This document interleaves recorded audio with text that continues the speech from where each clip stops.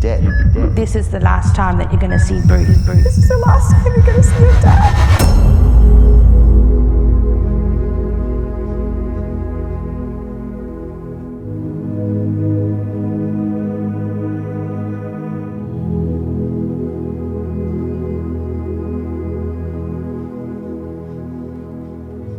My heart rate just wouldn't come down. In fact, it was quite high. It felt like if you've ever sprinted, that feeling that you get a burning in your legs or in your lungs and your heart rate is really going.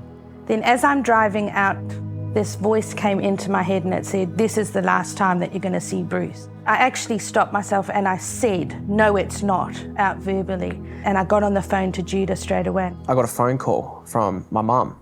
And she said, hey, I don't think your dad is feeling very well. Do you mind checking on him? I'll go and check in his office. And he's on the floor, clutching his chest. We went and we tried to find Debbie, who is a registered nurse, so that she could attend to him and see what the issue was. And I said, Pastor Bruce, tell me your symptoms? And he said, I've got a pain in my jaw, which is radiating down into my neck and into my shoulder. Straight away, I'm thinking maybe that could be something to do with the heart. And felt for a pulse, and it was like really struggling to find a pulse. It looked like he was in pain, he was uneasy, not responding as well. Okay, let's not mess around. It's time to go to the hospital.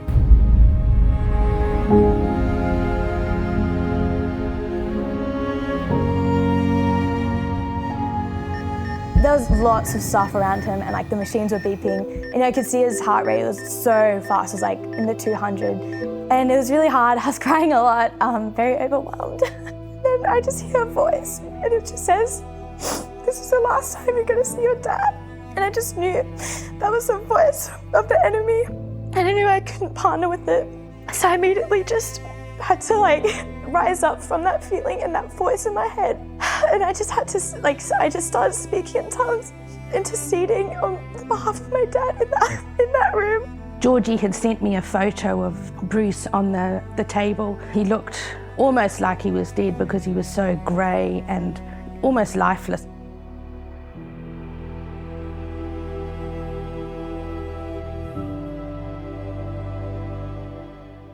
So there's a cardiologist that was on duty that night. And I said, well, what would have happened if I hadn't come in? In my mind, I was going to sleep this off. I was going to be great the next day and everything would be normal. And he was like, oh, I'm glad you didn't do that. And I said, why was that? And he said, you'd be dead. All the nurses would talk about it and say, yeah, this is the guy with the ECG. You're a bit of a miracle, you know. They would say things like, you must have someone looking out for you up there. And I'm like, yeah, I do. His name's Jesus. He is looking out for me. Pastor Jem actually laid her hand over my heart. I remember it in that moment because I felt there was like an impartation over my heart. As this unfolded, I went back to that memory because I'm like, wow, actually I did receive prayer over my heart in particular that night. That wasn't just an impartation of being filled by the Spirit. I believe there was a prayer of protection in that moment. One of the blessings that I received was the online service that I was able to be a part of in hospital. Pastor Matt Fielder was preaching to the KL family.